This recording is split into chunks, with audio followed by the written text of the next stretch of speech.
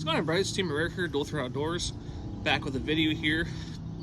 Probably the best topic I've done for top 5 so far, and that is top 5 most controversial topics in the outdoors. So both hunting and fishing. These are topics you see a lot on social media. Maybe you talk about with your coworkers, talk about at a restaurant you're out at, whatever. So here's number 5 we're gonna start with. Like I said, with this entry I have 3 for hunting, 2 for fishing. Starting off with fishing, number 5, keeping bass.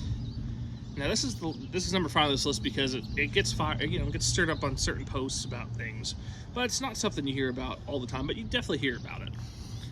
And my take on that is, yes, it's legal to keep bass. I understand it's legal, but for one, there's a lot better fish to eat. If you want to eat something, eat a walleye, go catch a slew of crappie, perch, salmon in the fall. All those fish are better eating than bass, for one. And for two, I mean, I'm a tournament angler. I like,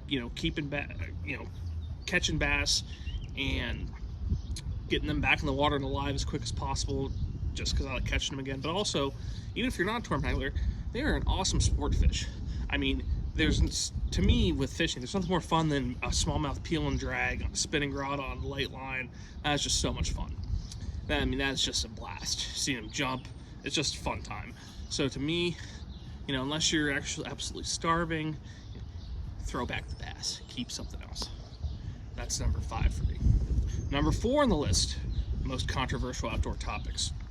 And this is one that I have a very strong opinion on: cell cameras for hunting. Recently, we've seen states like Arizona and Kansas with cell cam bans. And personally, I just don't agree with it at all. First of all, people make the argument, oh, if people get a picture and they'll right to their phone, they'll run out and do it. I'm not saying never happens, but to me, I don't know anyone. For one thing, I know a lot of hunters. I don't know anyone who's done that. Number 2, if I try to do that at one of my spots, the deer will be a mile away before I get there. And it's not just because of my physical condition. Most of my spots are mile and a half back in on public land, up steep hills. I'm not just gonna get a picture and just running after a deer. Like, that's the extremely rare thing that I think anti-cell camera people really try to push, which I think is bogus.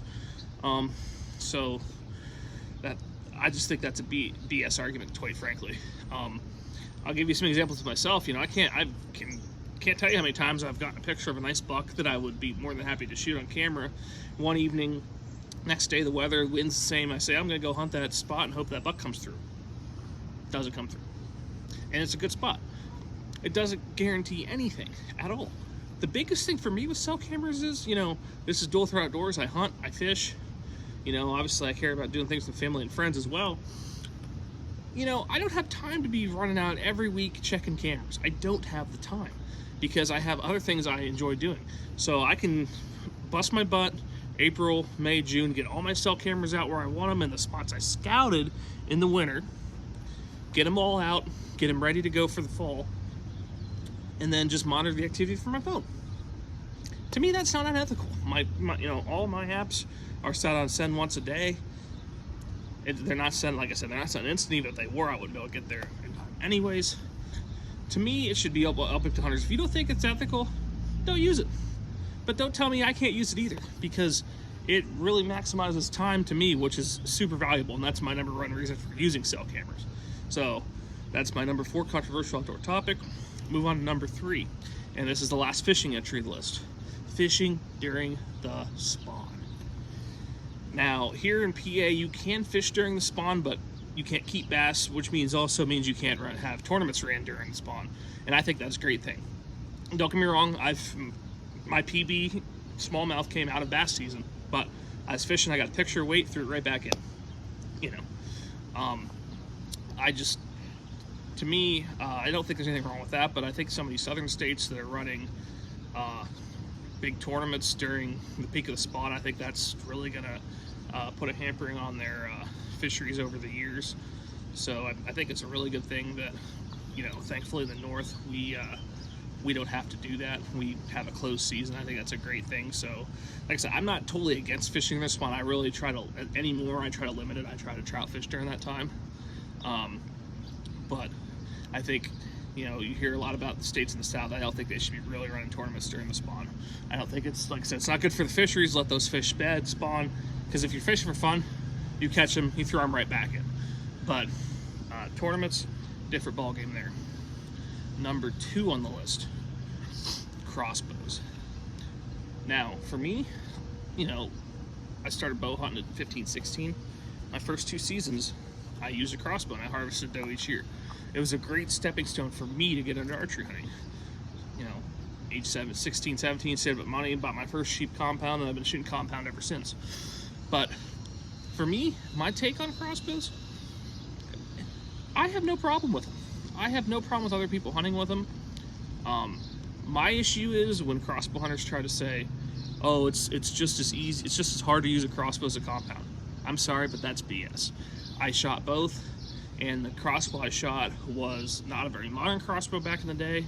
All you had to do was pull up, aim with the scope, and shoot. It's almost like shooting a short-range gun.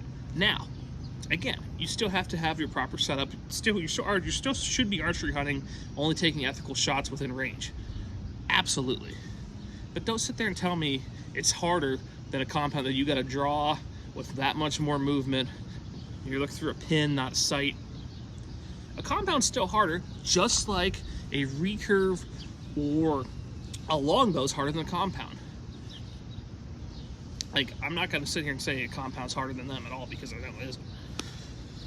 So that's my number one pet peeve with crossbows, basically, is just hunters saying, you know, they're harder or as hard as a compound. And I'm sorry, that's BS. It's not even close to the truth. The one unfortunate thing with crossbows is, you know, we've seen an increase in poaching since then. You know, before people had to use guns, or hopefully for them, a gun with a silencer. Now people can just pluck them out the window at night, and a lot of times don't get caught. So that sucks about them, but I have total respect for people who say, you know, I don't have the time to practice with a compound, or I've wounded somebody with a compound, I just want to shoot a crossbow. I have no issue with that. I mean, more power to them, but like I said, just don't say they're harder than compounds, because they're not. And number 1, the biggest controversial outdoor topic, the old trophy standards. Shoot what makes, my thing is shoot what makes you happy. I always see so much on social media, guys saying, oh, you should give that buck another year, or, oh, why did you pass on that deer? It all comes down to this. It's your tag, you know, if it's legal and you want to shoot it. If it's legal and you want to pass on it, pass on it. I think too many people worry about what other people shoot, and I don't really understand why. There's only 2 scenarios where you should be bashing the other hunter for what they shoot.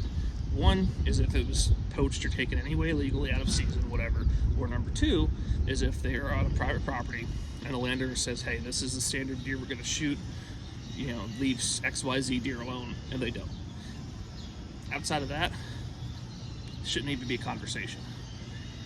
Like for me, I've shot mature bucks the last 2 years. That's really what I hold out for anymore. But if someone wants to knock off 2.5s every year, I don't care. That's their tag. I'll say congratulations and move on.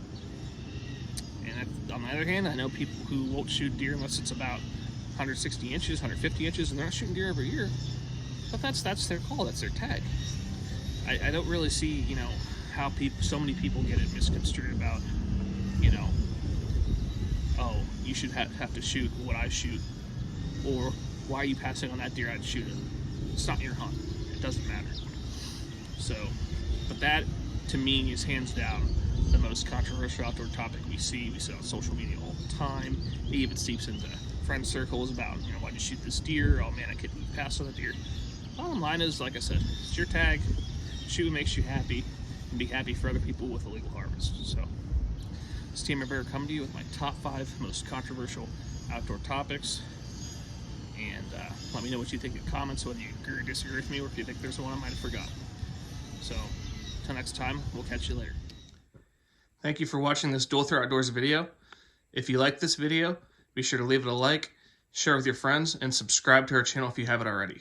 Also, be sure to follow us on Facebook and Instagram for more Dual Throat Outdoors content.